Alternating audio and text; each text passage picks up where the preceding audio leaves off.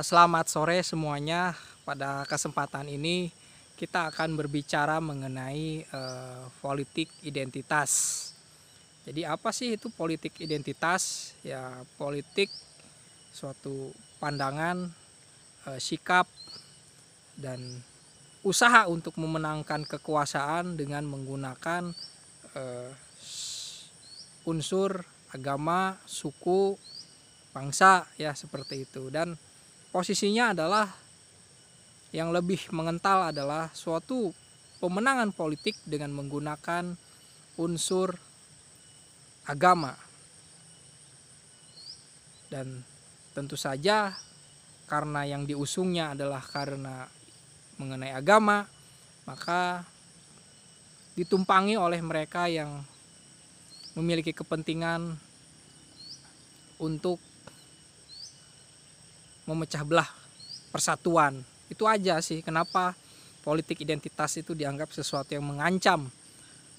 Karena negara kita ini memang bukan negara teokrasi atau negara yang berdasarkan satu agama. Negara kita mengakui keagamaan gitu ya. Setiap warganya beragama itu menjadi sesuatu yang hak asasi. Karena diatur juga di dalam undang-undang juga.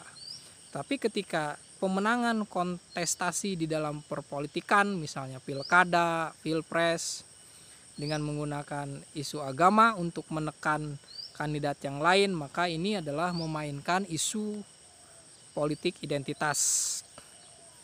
Jadi politik identitas dianggap berbahaya selama itu memecah belah persatuan dan akan mengancam minoritas. Dan minoritas ini menjadi sasaran gitu kan ya. Misalnya dalam kasus pilkada Ahok ini ya, yang dianggap mengental itu adalah pertarungan antara Anies Baswedan dan Ahok ya. Dan di sini para pendukung Ahok menggunakan isu-isu agama dimainkan di masjid-masjid dan meresap ke dalam masyarakat. Siapapun yang memilih Ahok tidak boleh ketika mati disolatkan gitu kan, bahkan ada spanduknya seperti itu. Inilah yang disebut dengan politik identitas seperti itu. Nah, disinilah akan memecah belah gitu kan, menggunakan rumah ibadah untuk sarana kampanye gitu. Disinilah itu kan, dan akhirnya Ahok yang memang kalah, yang menang adalah Anies, dan Anies dianggap sebagai orang yang menggunakan politik identitas dengan menang seperti itu gitu. Nah, ini sesuatu yang bukan hal yang baik katanya di dalam demokrasi gitu kan. Meskipun dalam wacana kekuasaan setiap orang, setiap kelompok menggunakan apapun, wacana apapun untuk memenangkan kekuasaan gitu kan. Tetapi ini negara itu memiliki nilai gini ya.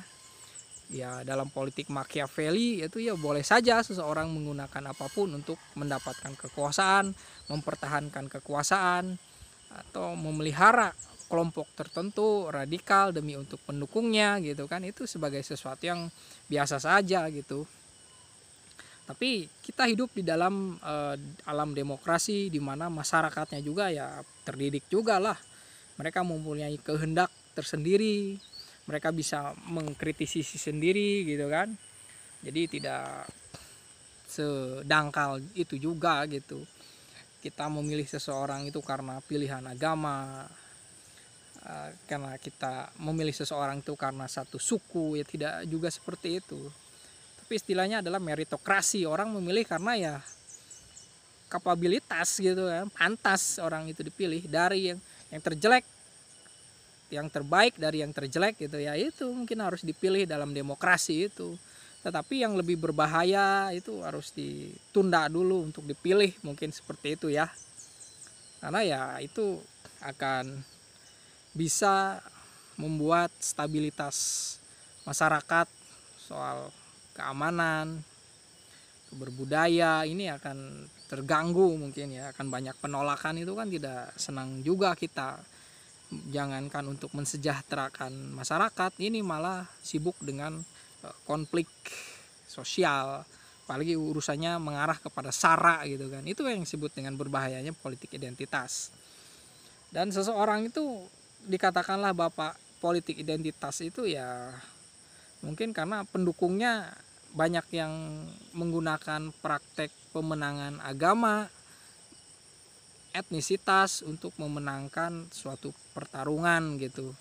Apakah itu boleh di dalam demokrasi? Tentu saja prakteknya itu terjadi gitu kan, tapi bukan berarti itu sesuatu yang tidak bisa kita tentang gitu kan, karena ada suatu sistem nilai gitu kan.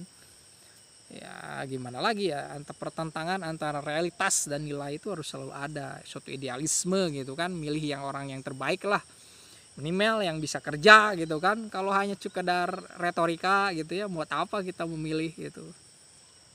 Orang yang mengerti tentang dinamika masyarakat, bisa memahami tentang bagaimana nih nasib petani nih, belum sejahtera, kerja keras gitu ya, harga gabah misalnya terlalu ringan, terlalu murah gitu kan. Di sini ya, bukan mereka yang berpakaian necis, tidak mau turun ke masyarakat, apalagi memiliki pemahaman yang elitis gitu kan.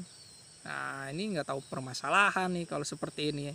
Mereka hanya ingin taunya senang-senang saja, mereka hanya sekedar tahu, menyuruh-nyuruh orang saja, yang penting kekuasaan mereka jalan gitu kan. Makanya kita pilih orang yang bisa kerja sebenarnya ya, dan tentu saja dia punya idealisme. Dan kita lihat nanti bahwa pemimpin Indonesia ini memang bukan orang yang biasa saja ya, dia harus memiliki kelebihan lah ya, tidak biasa-biasa hanya sekedar jago retorika, hanya pendidikan tinggi saja. Dia harus bisa mengambil hati masyarakat gitu ya. Nah, demikian gitu ya bahayanya dari politik identitas. Suatu hari lagi kita akan menemukan mungkin seorang yang punya pemimpin yang sangat peduli, yang sangat kerja keras ya. Saat ini juga pemimpin sudah kerja keras gitu kan. Semoga yang kedepannya bisa lebih baik lagi. Terima kasih.